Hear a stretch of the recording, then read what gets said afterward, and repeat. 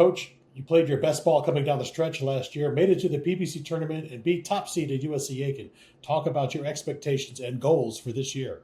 Yeah. Every year the goal is to be playing your best basketball at the end of the season. Every year you don't know what that will be. And last year that was a team that really stuck to that goal. We had a really hot start, battled some injuries, and found out who we were made of. And at the end of the season, we still kind of were able to play our best ball and got it clicking the last 3-4 weeks of the season. And eventually those injuries were tough to overcome. But now we have a very different team, a lot of new guys, and so what this team's ceiling is, we got a long way to go to see what that's going to be. But it's the same process each year. All right. Talk about some of your returning players and some of your newcomers. Yeah, obviously this guy sitting right here, a lot of people know, coming off an all-conference year. But a lot of other key pieces, key returners to go with Briggs, and added some new guys, both high school and transfers.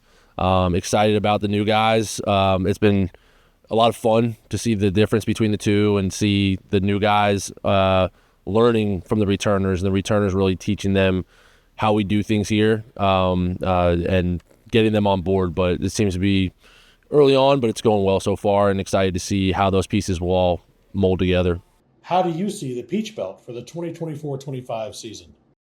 It's always tough. I mean, last year, unbelievable success, from North Georgia and Lander, Aiken, those big three last year. But I think those three will be back. I think there's some other teams that are going to look to make some noise too. And I've been in the league for a long time as a player and as a coach, and every year you think it's going to get easier, and it never does. So I think it'll just be as loaded as it always is. As one of the upperclassmen on the roster, how do you see your role on the team both on and off the court?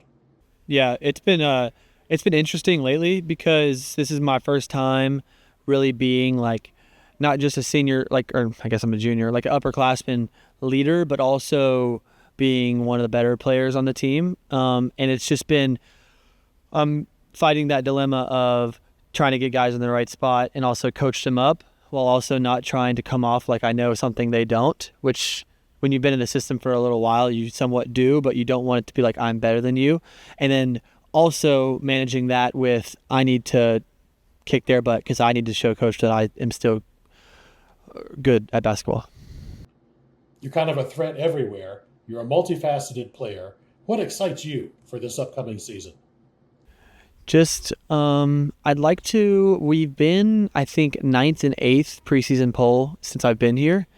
And he's always like, I like that because then everybody's sleeping on you. But I would like to be maybe 7th. I think that's probably as high as the coaches would rate us right now.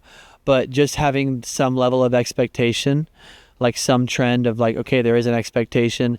Because if you don't have any expectations and you can just be happy with everything, then you're really not marching towards something. And just improvement, like he says, playing your best ball. But I'm really excited about just trying to develop, like make the right play. I've always been, since I've gotten here, I've been a scorer. And I think maybe if I knock a couple points off what I scored last year, but add a couple assists and boards and defensively, just being in the right spots, just growing as a team player, and hopefully that contributes to more wins. I think we have a lot of firepower. Last question. How is it going to feel having games in November or December at home compared to starting on the road for so long last year? I'll take it. It'll be fun. I mean, obviously that sets a little expectation too, because you're on campus, people around the city, people. And all they talk about, when's your first game? And then, the last 2 years, I think I played 1 or 2 games in November and December here. And just having a little expectation, like, you can be scared of expectations and get anxious about it. And everybody struggles with that. But I'm really trying to tackle, like, fail hard. Like, don't give yourself the safety net of being like, oh, we're going to be bad. Oh, yeah, if I don't think we're going to win this game. Like, fail hard and don't be embarrassed about it. Like if somebody says, if there's a number 1 team in the country coming in here, I'm gonna be like, hey, like I expect nothing less than us to, be in this game and win this game because, older you get, you care a little less about what people think and just fail hard. Like jump with the guy who dunks on everybody. Jump with them, and even if you get dunked on, who cares? That's what I'm trying to tackle this year. Yeah. Last year, a lot of fun parts of trying to figure out all those road pieces and a lot of legs to the journey, but we were able to do good on the road. And this year, starting at home, excited. It is fun to play at home. Get a good crowd hopefully this year, and have some big matchups later on in the year. Once we've built a fan base and get a lot of those home crowds. Hey, Mom. Hey, Dad. Hey, Grandma, Grandpa. Hey, Grace. Hey, Jack.